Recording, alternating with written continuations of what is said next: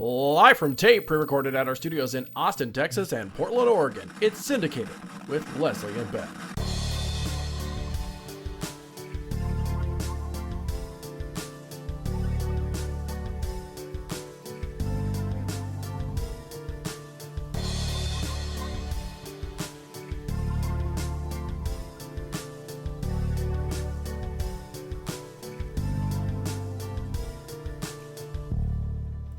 Hi everyone, I'm the Ben of that.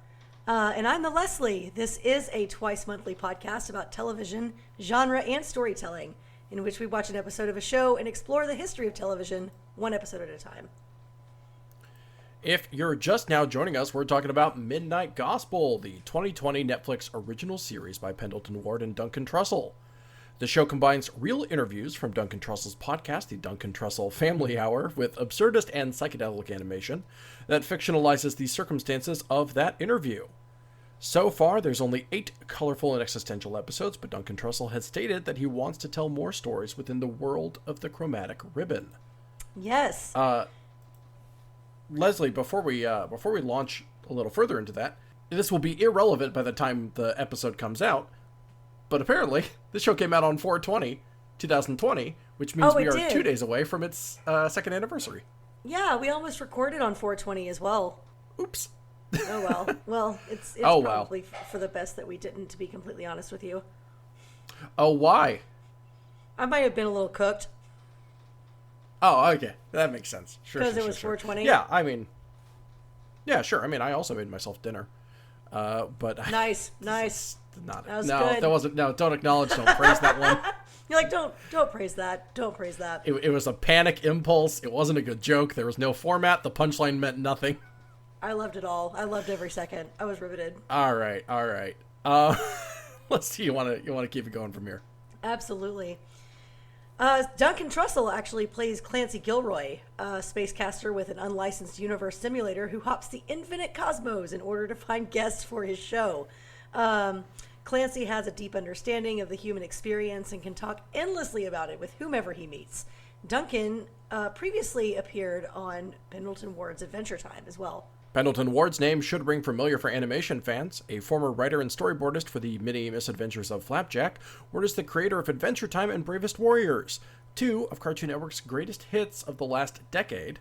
Yep. And in addition to that, he happens to have been involved as a writer and storyboardist on one of my favorite animated shows of all time, Over the Garden Wall. Oh, I love Over the Garden Wall. Yeah. I considered the possibility of looking into doing that one, but I don't think that it strictly meets the criteria of an adult cartoon. It feels more family than anything. Or all ages, maybe.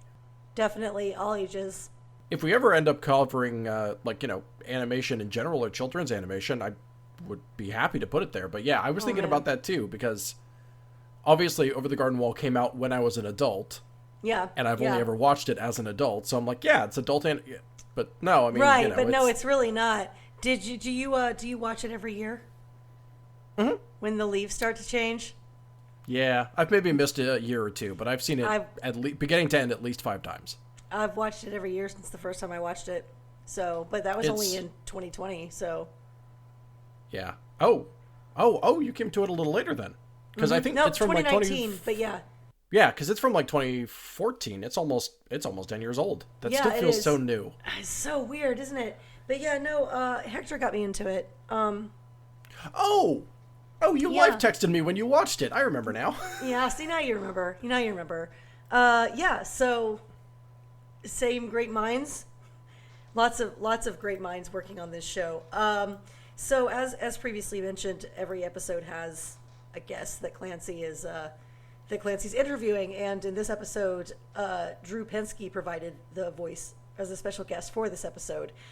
Drew Pinsky, of course, is the media personality behind the Dr. Drew brand, which includes such shows as Celebrity Rehab with Dr. Drew and Sex Rehab with Dr. Drew for VH1, and Dr. Drew on Call for HLN. And Drew is also a podcaster and hosts his own eponymous show as well as the Adam and Drew Show with Adam Carolla. So interesting. I remember Dr. Drew from his MTV days. Do you remember that? Was it MTV? No. Yeah, Well, VH1, MTV, that's all Viacom, isn't it? I think so. I'm actually, because I remember him from a specific, like it was a call-in, like a radio show that they televised. And I'm trying to remember what that was called. Because I would Loveline. watch it. That's the one. That's the one. I got you. Thanks, Ben. Yeah, VH1 is under the Paramount Viacom umbrella. it. So yeah, it's all interconnected. Got it. I think you can take the rest. Sure. Yeah, I was trying to think for a moment if he's the in my mind he's the good Dr. Oz. I see. Because Dr. Oz is himself a menace to society.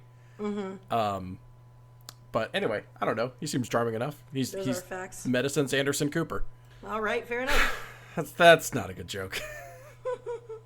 Phil Hendry voices Clancy's powerful universal simulator computer. Hendry is a podcaster himself with his show, The World of Phil Hendry. Hendry is an accomplished voice actor and performer that has recurring in bit parts on a number of shows that we've already covered this season of Syndicated, including Tom Landry in King of the Hill, Principal Vagina in Rick and Morty, and Old Man Waterfall in Futurama. Oh. Couldn't get through it without laughing. Last but not least, the episode that we watched today is Season 1, Episode 1, Taste of the King. Clancy Gilroy sets his sights on a planet overwhelmed by a highly contagious zombie invasion, currently attacking that world's White House. Clancy meets up with Glasses Man, the president of that reality's Earth, and has a meaningful conversation with him about psychedelics and meditation while repelling hordes of the undead. Leslie, obviously there's a question I'm about to ask you. Sure. Folks, this is Leslie's staff pick. It sure is. But before we even get to that, I am worried that my description of the show didn't quite cover what the fuck we just watched. The thing is, Ben, you really can't describe this show.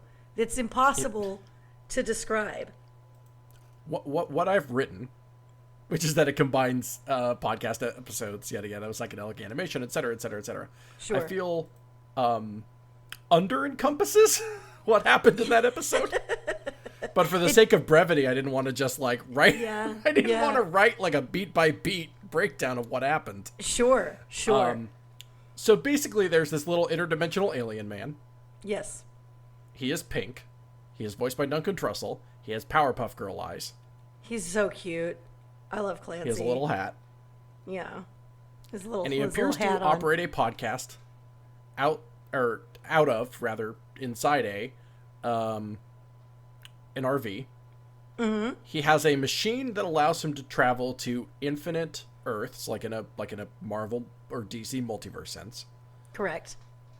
in which everything's a little different. Mm-hmm.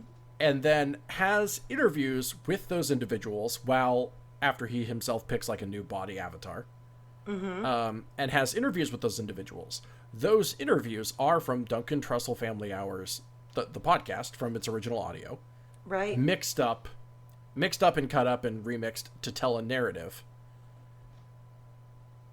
And then he just goes home. Yep. And then he leaves. And I feel like I didn't really sell what the premise was, because the premise is so wild and I think it's so creative. And I want to ask you, Leslie, Yeah. why'd you pick Midnight Gospel? I mean, look at it, Ben. I know. I felt like we really would be missing a trick if we did a season about adult animation and we did not cover this incredibly bizarre ride of a show that is clearly for adults, is incredibly psychedelic in nature. It came out on 420. I don't know what else to tell you. It's definitely for the appreciators of cannabis, for sure. Cannabis at a minimum, I believe. At a minimum, at a there is bare minimum. look. I had a friend in my past life. I'm sorry, before I reincarnated. Right. I meant from a couple years ago. I assumed. Who I don't talk to as much anymore. Mm-hmm. Who it kept getting under my skin, because this person would describe any piece of art that had any degree of surrealism, mm-hmm. as oh that's such a trip, or the writers must have been on something Yeah. when they watched when they made that or whatever. Sure. And that used to bug the hell out of me, because I think conflating intentional surrealism with like just the effects of drug use, I think that does a disservice to both. I agree with you completely.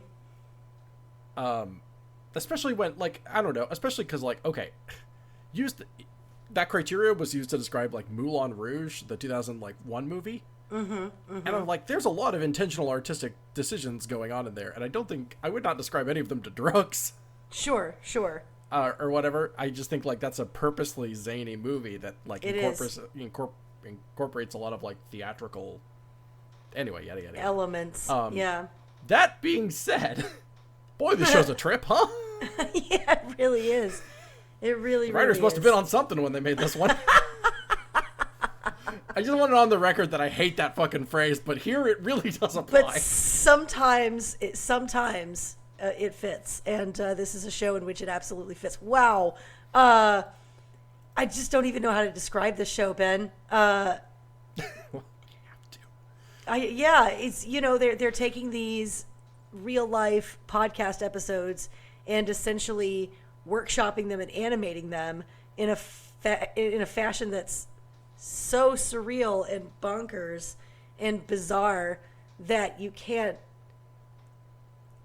just watch these episodes once, I don't think, because there is such a difference, such a juxtaposition between whatever topic they're discussing that week, or that episode rather, and the insane shit that's going on in this world around them. Like I found it difficult to concentrate on what the president and Clancy were talking about with regards to mushrooms, for example, because I was very focused on the zombie aspect of what I was watching. And it takes a couple, like it's got a lot going on, and you really need to give it time to breathe, I think, which is one thing that makes this show so cool. I have a lot of respect for the show. I have a lot of appreciation for the fact that I don't think that there's anything quite like it on television, and it is a real delight and an absolute treat, and that's why I chose it. That's why I chose Midnight Gospel. Nothing quite like it on television, and there certainly deserves to be more. There were only ever 8 episodes of this show. Yeah. There are 400 episodes of the Duncan Trussell podcast, so let's make something happen, team. Yeah, come on, y'all. To say that, like, I mean, rewatchability is obviously a factor. Folks, Leslie and I ended up having to reschedule twice, which, hey, it happens. We lead busy lives. It's true. We have friends. But what we do, what that resulted in is the fact that I had to. Leslie is kind of doing some clumsy sign language to indicate that we are friends. That you're my friend. Leslie, you're my friend too. Aww. Anyway, you were saying 4 years into 4 years into our creative partnership, we didn't like each other. I don't care for you very much, Got a honestly. real Stan Lee, Jack Kirby thing going here. Which one of us is Stan and which one's Jack? I'm afraid that I'm probably the Stan because I run the network. All right. You were Oh, saying. Leslie, I'm corporate. Nice. Folks, patreon.com/infinity. So you were saying. What was I going to get at? Oh, so I ended up watching this episode like 3 times. Right. Because I always like, I like it a certain level of fresh within my brain. And, we used to, when we used to record OHAM especially, I would frequently like watch the show the previous night, wake up for recording and be like, fuck, I need to watch this again. I need it as fresh as I can get it. Sure. And to that effect, I ended up watching it like 3 times. And to say rewatchability and to say like every time I watched it, I saw something new, like, no shit. There is so much happening in this show. Yeah. That, To say, like, I noticed something new, quote unquote. I noticed something new about Memento every time I watch it. You know what I mean? This is just like, oh, my understanding of this content has expanded significantly every time I watch it. Like, That is so accurate, though. That's so true. Like, it's not that I wasn't looking at the right moment or like picked up on something new. It's like, oh no, my comprehension of it. Yeah, has my changed. fundamental Passing understanding of how this entire concept works in reality has changed Yeah. since the last shade time to that I Memento. watched this. It's that's the thing too is you know, as somebody who does enjoy podcasts quite a lot as well, to be able to sit and watch something like that is just a lot of fun. It's a lot of fun to sit down to watch some absurdist cartoon and end up thinking really, really hard about concepts of reality, I suppose.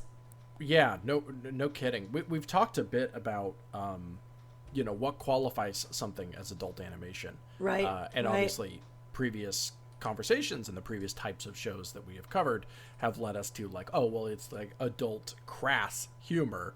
You know, it's fart jokes and Right. dick punches and, you know, that, you know, grossness. Sure. Well, sometimes it's in Castlevania. We might cover Vox Machina later. Machina? I don't know. Machina, It's, I you know, thought. Archer. Oh, yeah. It's yeah. violence. You know. And then, you know, but there's like, I guess there's, I don't want to just limit it to 3 kinds of adult topics. But in this case, it's existentialism. It's Absolutely. you know, it's adult in the sense that it's about like managing your emotions. Right. There's a significant segment on this that's like Duncan talking about his past anger issues. Mm-hmm. That's not for kids. No. Kids don't give a shit. Not at all. They would be bored out of their skulls to watch this show. Also, there's incredible amounts of violence. Yeah. But it's you know, like it's a zombie cartoony. apocalypse. Yeah. You know, the multiple people are disemboweled. It's not like it doesn't put you off of it though. Sure, 'Cause sure. It's beyond cartoony.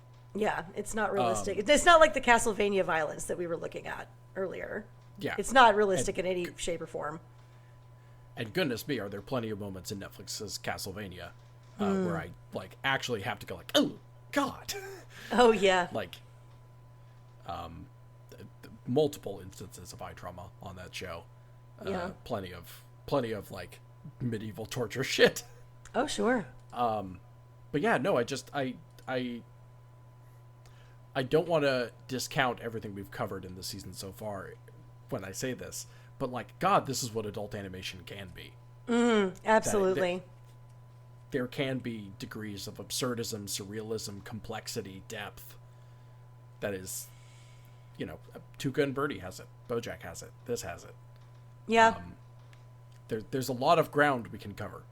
I just really think that this show is such a treasure, and I'm really sad that there are only 8 episodes so far. I know the creators have said that they would be interested in potentially doing more, but I mean, I don't know. It's been a couple of years.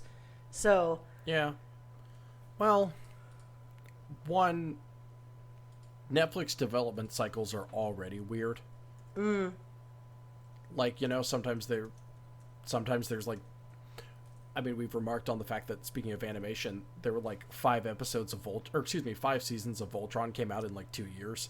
that's true. And That's then true. Sometimes a show is off for like 3 years and then it comes back or whatever. That's true as well. Yeah, I guess they, like when they got the rights to Arrested Development, I guess they redid that. Or they picked it back up, rather. Yeah, there was almost like 8 years between Arrested Development season 4 and season 5, something like Right. True. True. that. You know, Netflix development schedules are already weird, but even so, also Netflix hates animation, so who knows? Yeah. So Ben. Also, everything's out of whack with COVID. Oh yeah. Oh yeah. What did you think of this Of episode, the episode specifically? specifically? Yes. I kept trying to crack it like a Rubik's cube, or not a Rubik's cube, maybe one of those like sliding block puzzles. Where I was just thinking about like what this must have sounded like as an original podcast episode. I also had the same question when I was watching the episode, thinking to myself, I really should listen to some of this podcast to see what it's like, you know, on its own face. And Ben, I think you mentioned to me before we started recording that you did a bit of that. Yeah, I listened to like 5 or so minutes of the episode in which Drew Pinsky appears. Got it. On the Duncan Trussell Family Hour.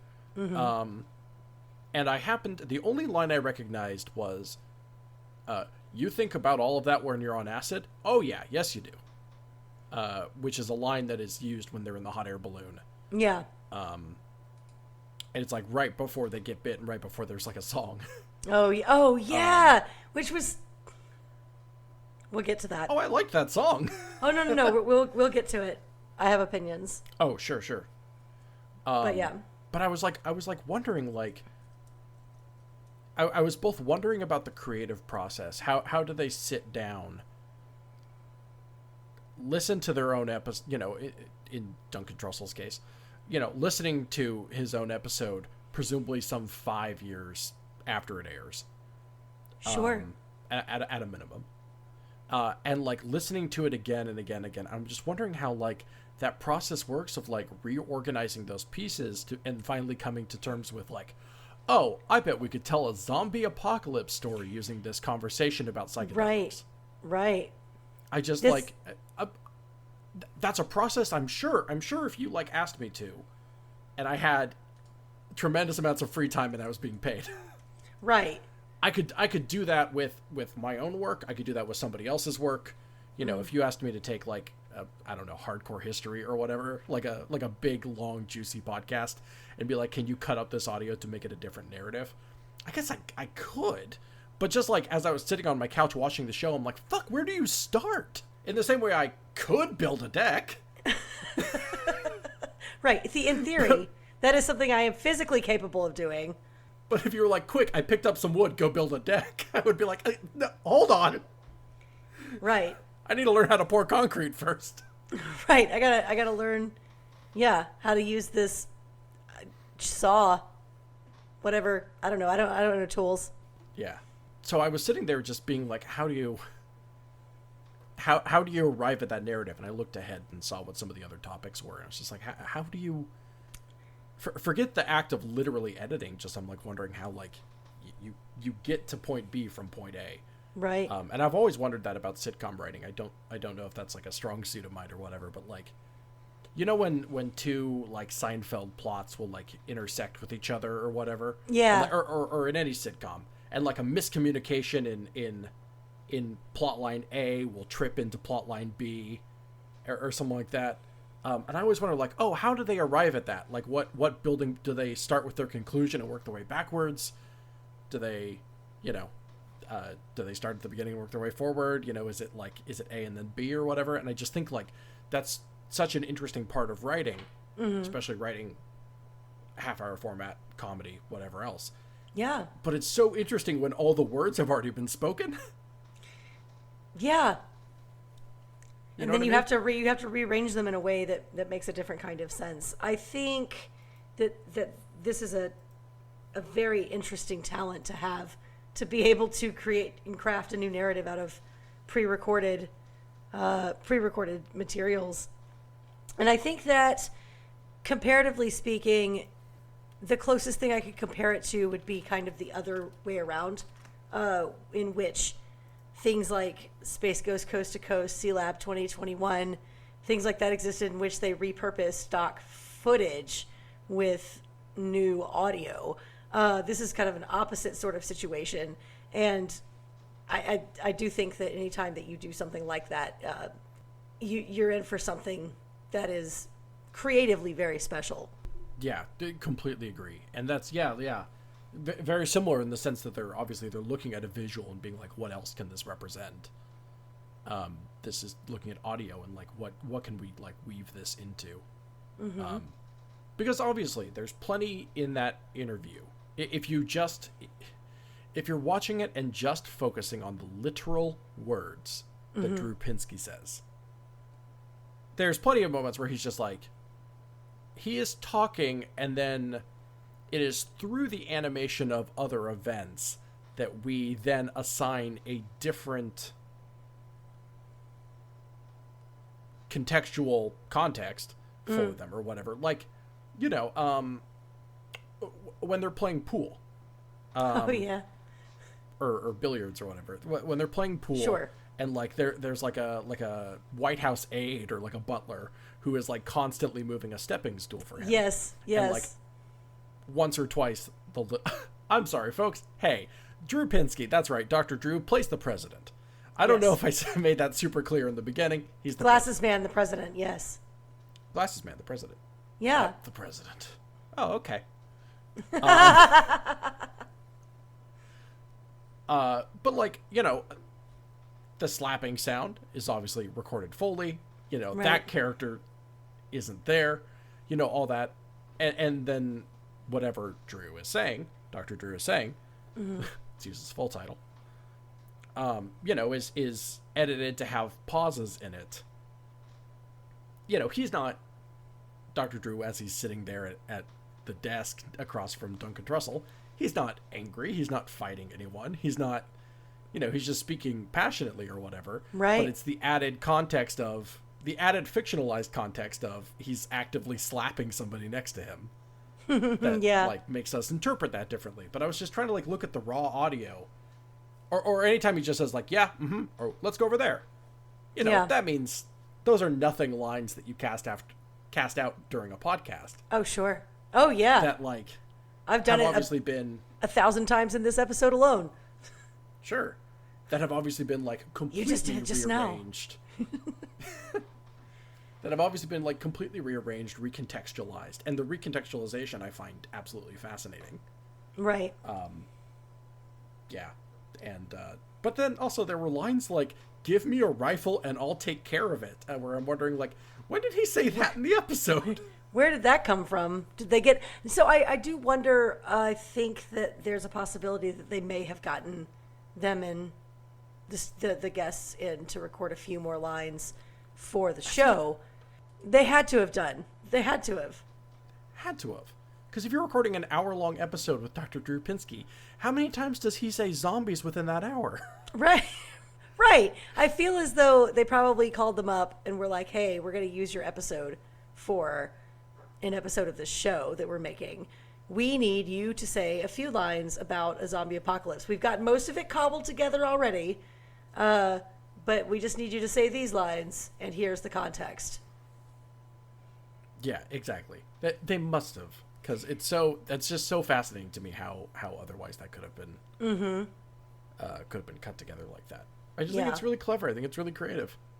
I think so too. I mean, I just can't say enough great things about the show. I think it's a fantastic show. It's definitely a ride. It's definitely a ride. Second question. What's up? Why this episode?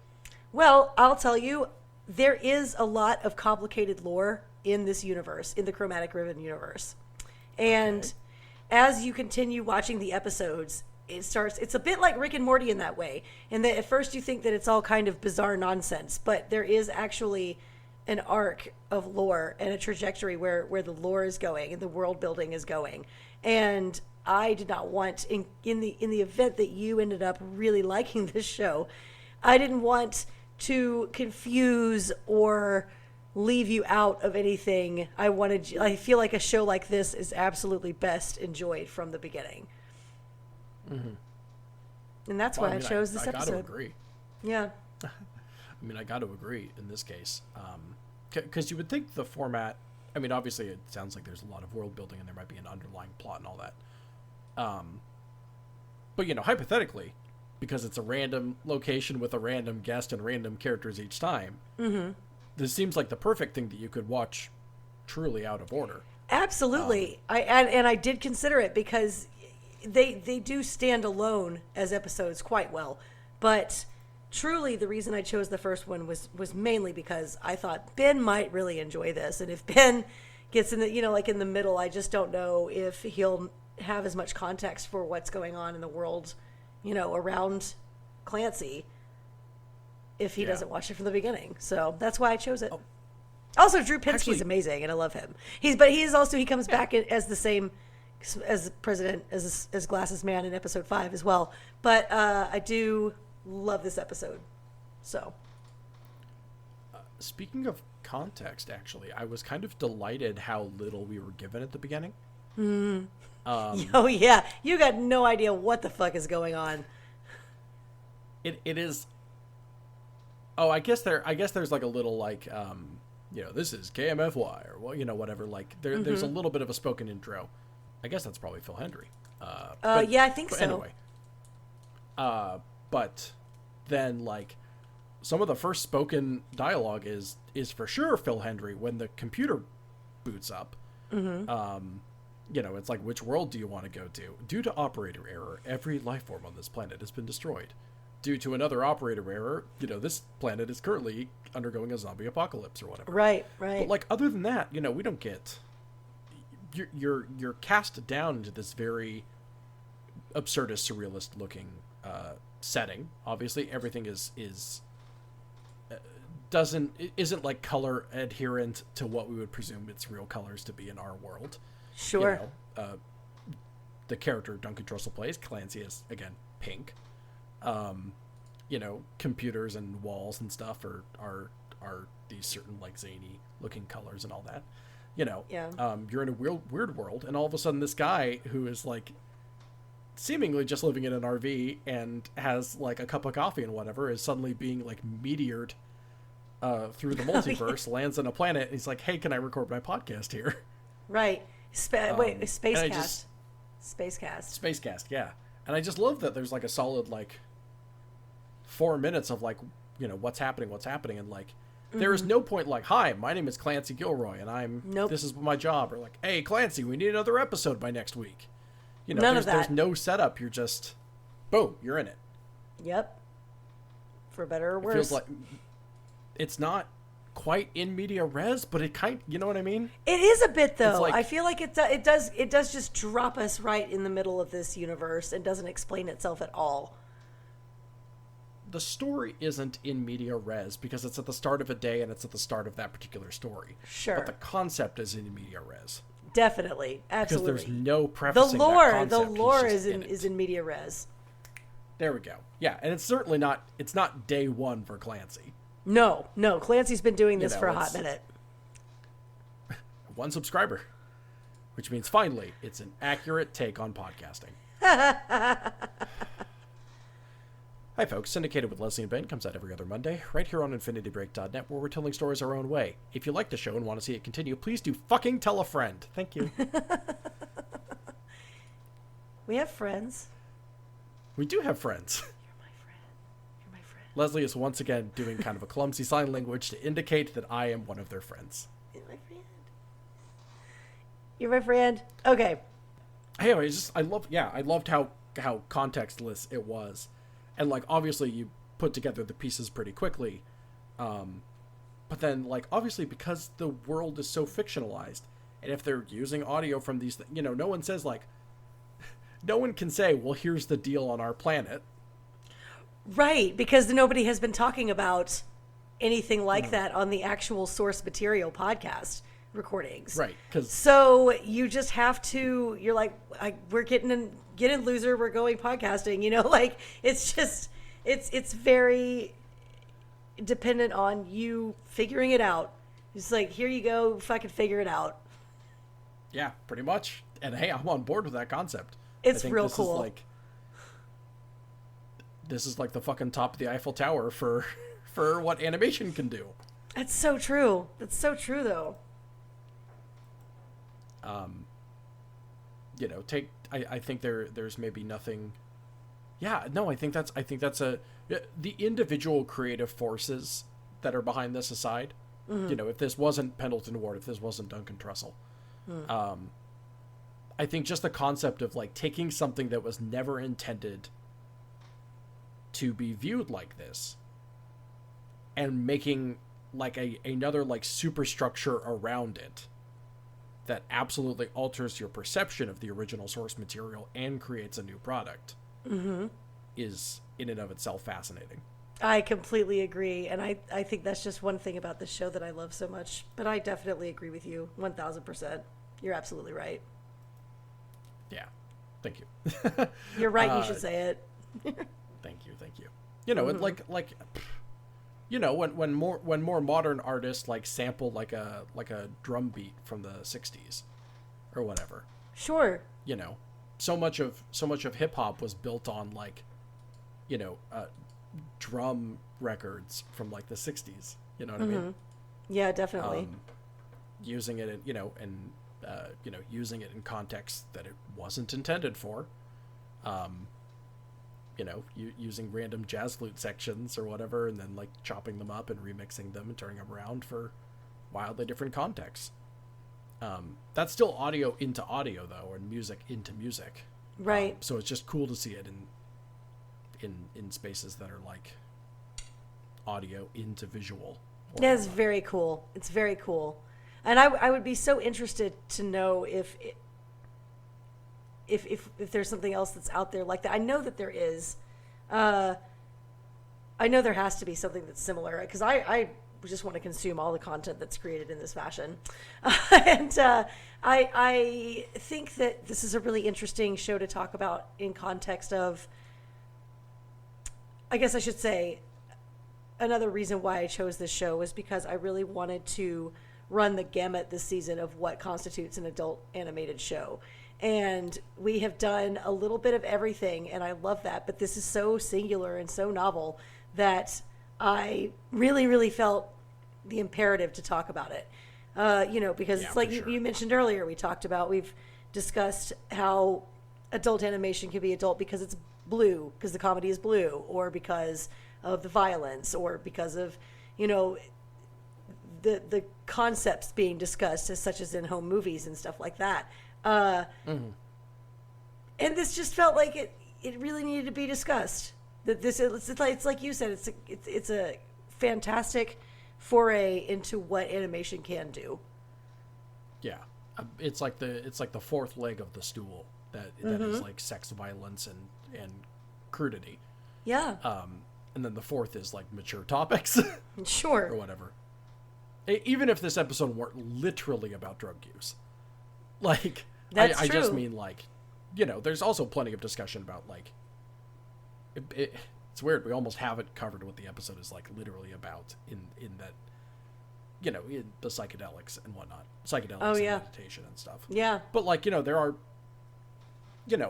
little kids don't care about Buddhism. They'd be very bored. I guess.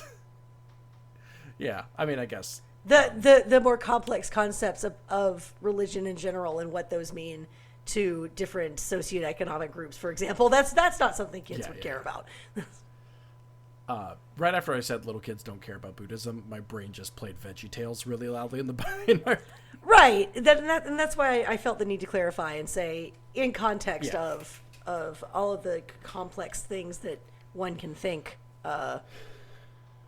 that's the thing that kids don't care about.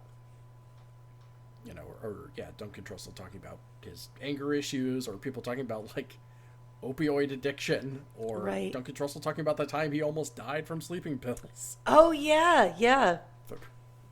Thrilling stuff for a 9-year-old? No, not really. No, I don't think so. So why don't we discuss that for just a minute, Ben?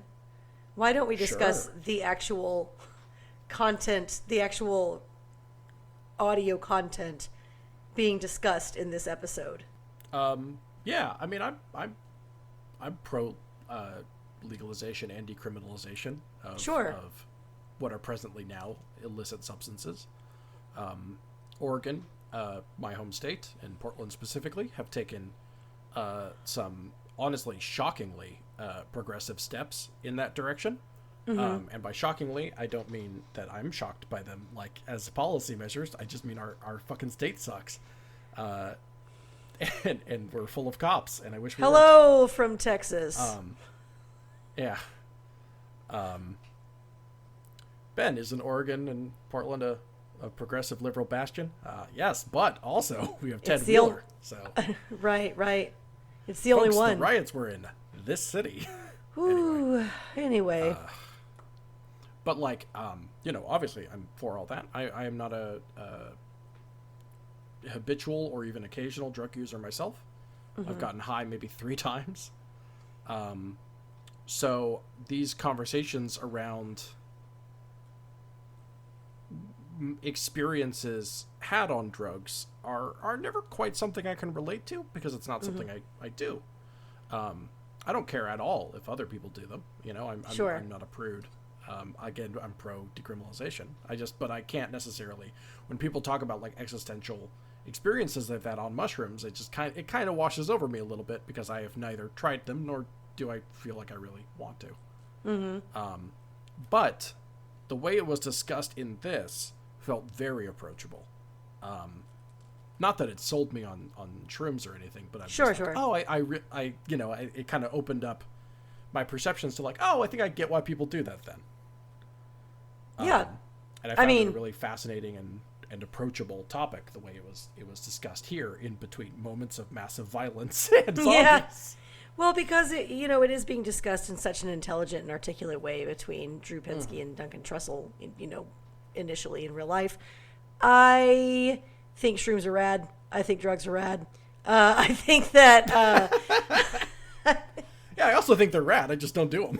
I do. And I think that they're rad. And I think that I really, really loved some of the things that Clancy said about cannabis. I really loved some of the things said about what, is there such a good thing as a good drug or a bad drug? Right. And how it's all about safety and mitigation of harm. And so it was just a really interesting conversation to listen to. But once again, I had to wait until the second time watching it to get the conversation in my head at all because of all the crazy batshit stuff that was going on with the zombies in between. So I do really, really love it. And I think that they're right on target with their opinions about well, I'll say Drew Pinsky's opinion about the fact that, I don't think that there's a good drug or a bad drug. I think that it's all about, education for drug usage, and whether or not drugs can be beneficial for an individual's like personal spiritual growth. Right. What does he say when you're trying to get an endoscopy? That Valium's a great drug or whatever. But, right. Yeah, it's et cetera, et cetera, et cetera. Whatever combination of he puts up a really good argument about how some drugs they're great when you're no, I think it was OxyContin. I think I don't quite remember. He mentions opioid. He says Valium for sure, but he does mention opioids at another. The point being, there's a time and a place for drugs. Yeah. So yeah. Which, as somebody who just realized he forgot to take his omeprazole this morning. Yeah, I can agree with that. Yeah, for sure. I'll take it after we finish recording. Folks, I have tummy troubles. I'll remind you. Thank you, Leslie. Do you know why? Really appreciate it. Do you know why I'm going to remind you? Because we're friends? Because we're friends.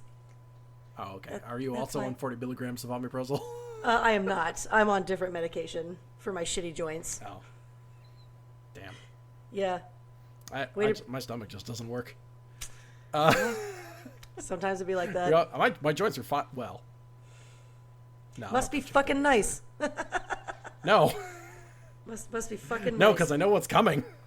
Yeah, it's not fun. Any hoozle. Yeah, no, I found it, obviously well, not obviously, there are plenty of people all around the world that don't think this. But I was certainly already on that page about they're all chemicals. There's nothing inherently good or bad about it. Right. But I certainly wasn't on that page about I found the elevator metaphor really compelling. Oh yeah, yeah. The greatest party at the top. But what if the elevator drops you off at 2 floors under, and then if you go in a hot air balloon to see the highest mountain, but you drift off course, well, you still saw the highest mountain, that kind of stuff. Sure. I found that really insightful, really approachable. Still don't know if drugs are for me, but, I find it interesting. Yeah. There was a time where alcohol wasn't for me. I hear you. I hear you. I'm only 28. I got time. You do have time. You got lots of time. And I didn't do any of, the cool drugs or fun drugs until I was in my 30s anyway. All the stuff I did in my 20s was kind of garbage. Hey, honestly, if I'm to be honest, I didn't have disposable income before 3 years ago anyway. That's fair. That's very fair. I can't fucking afford shrooms doing data entry. I think we're going to try and grow shrooms. I think we're going to try and grow shrooms. Fuck yeah. Yeah, I think we could do that. I wanted to beekeep for a while, but I want to beekeep. I'm going to do it. I'm gonna beekeep. I'm gonna beekeep because I have a house now with a backyard. Fuck. Yeah. You can live the dream. Leslie, you want to know what I bought the other day? What? Speaking of... hey, folks, this part is about Leslie and I's disposable incomes. I bought some caterpillars. You did? Yeah. I'm going to put a butterfly house in my backyard. Benjamin. Yeah, because I finally have a front yard I can do something with. That's Because in my so previous fucking place, cool. it was like very landlord controlled. Sure, they were like, sure. we'll take care of the lawn. I'm like, okay, but can I plant things there? And they're like, no. No. Okay. We And then get the place before that was one of those like really like, those like tall, like, they're everywhere in our kind of cities, but like those tall like half house duplexes. Oh yeah. Where it's like 3 floors, the garage. Wasn't is on that the the bottom, place that other. you had just moved into when I came to visit Portland? That's what I Yeah, thought. you've been there. I've been to that one. Yeah. So no front lawn there. Right. No right. lawn of any sort. No lawn of any to speak of. Yeah, a shitty little balcony and then some concrete front steps. So my last like 2 or 3, not since college have I lived in any place that had like any sort of front yard.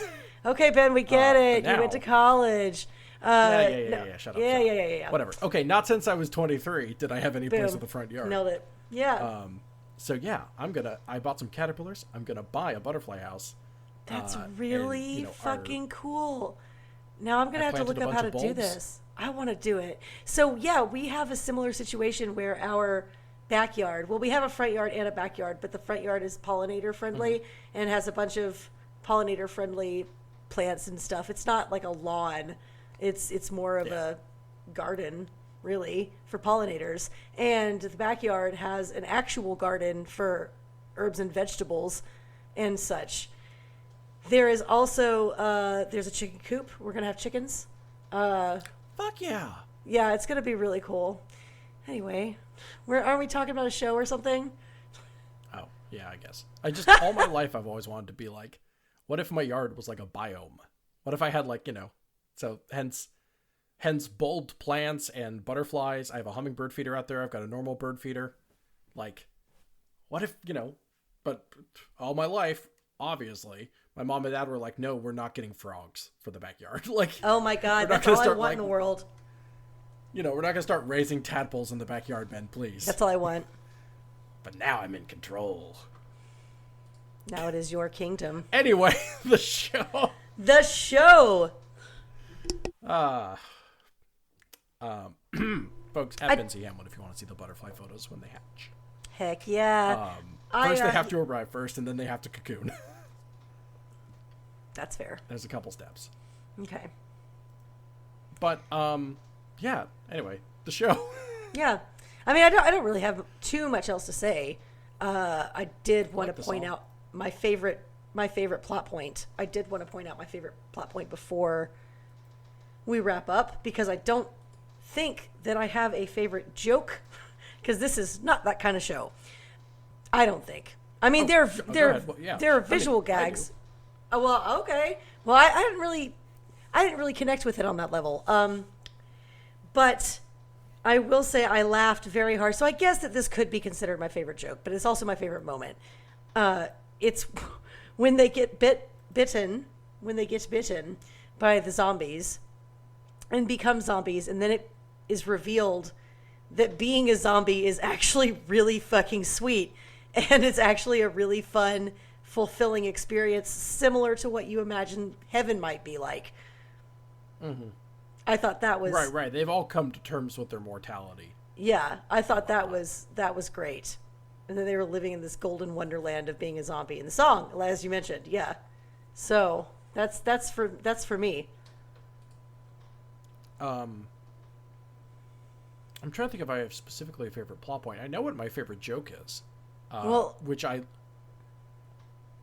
Which is kind of like that puzzle element of like,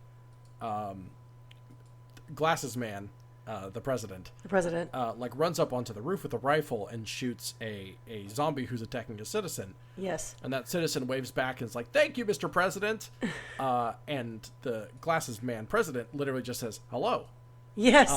It cuts back. "Thank you, Mr. You, President. President. Hello. Hello. Thank you." Hello.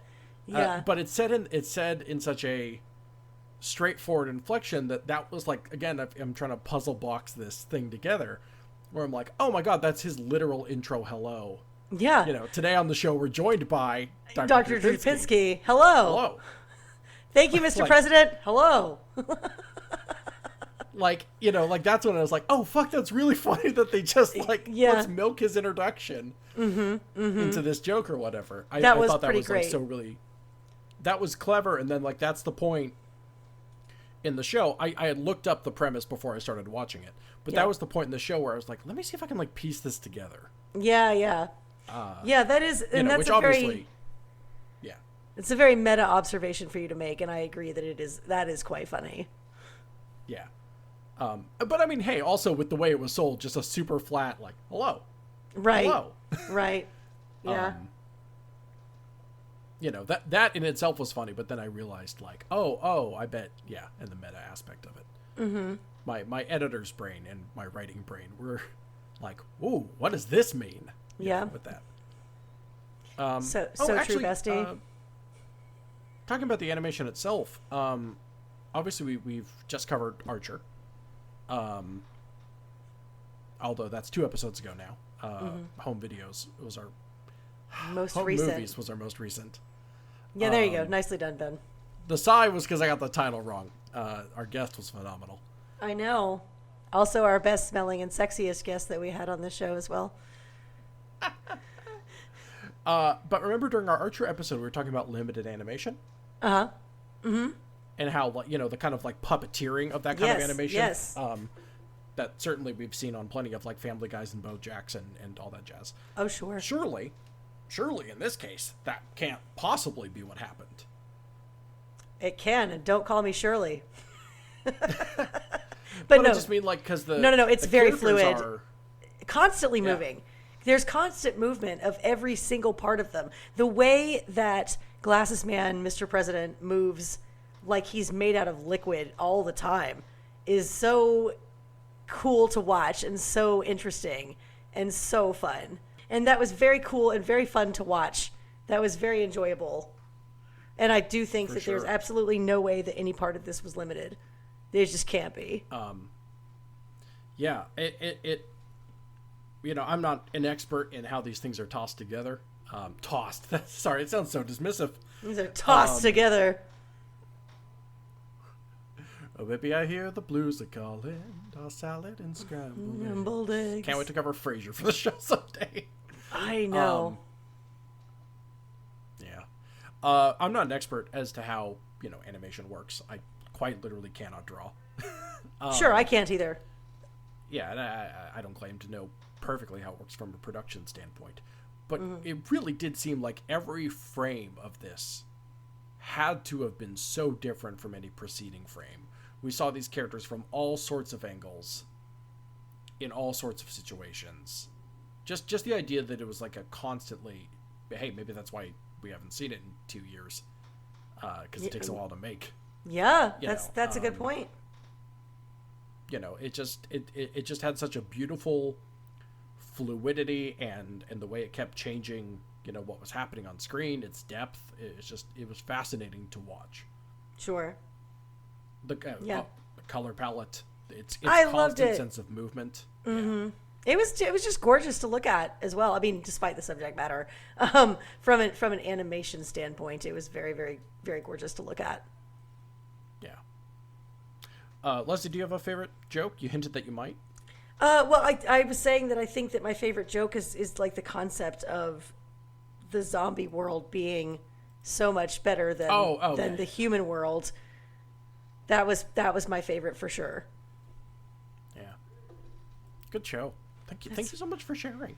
You're so welcome. I really wanted to get this covered, and as soon as you asked me what my staff pick should be, I was like I needed to think about it for just a minute, and then I was like, oh wait, I know I really wanted to do the Midnight Gospel, so I'm really glad that we got to discuss this. Yeah, me too. Can't wait to watch more. I hope there's more down the line. That'd be great. Yeah, that'd be awesome. Just such a. I know we just finished talking about the animation, but just such a visually entrancing world. It really is. It really, really is. I love it. Folks, my name is Ben Hamlin. You can find me online at Ben C. Hamlin. That is BenChamlin. I'll give you updates on my caterpillars over there. Yay! You can check out my other show, Parascience, an exploration of the supernatural and unquantifiable.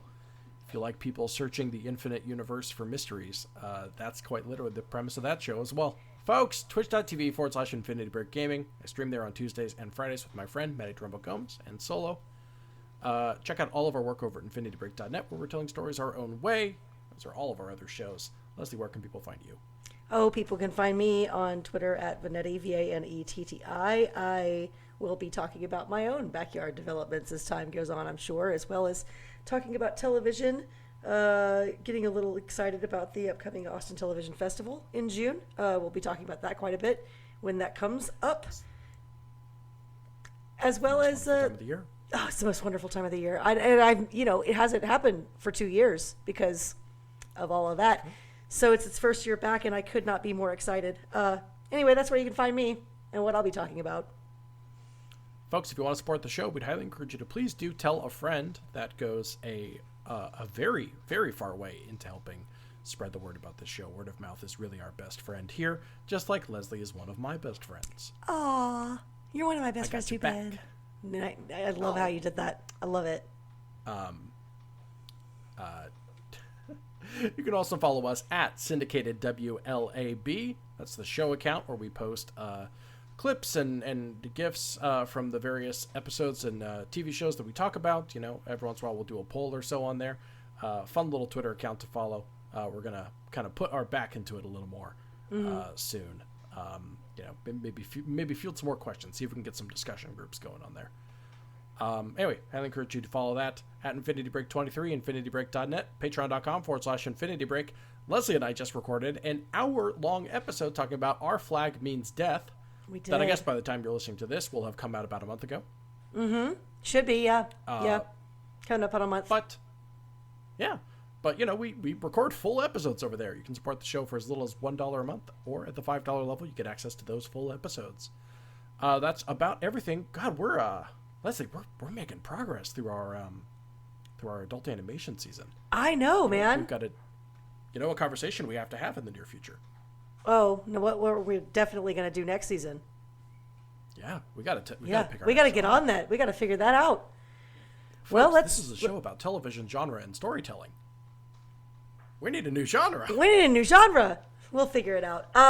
We could perhaps work in a beautiful melding of two subjects that you just discussed. I think that we could definitely put a poll out for some of our friends on the syndicated account, in which we can ask maybe what kind of genre maybe we should do next.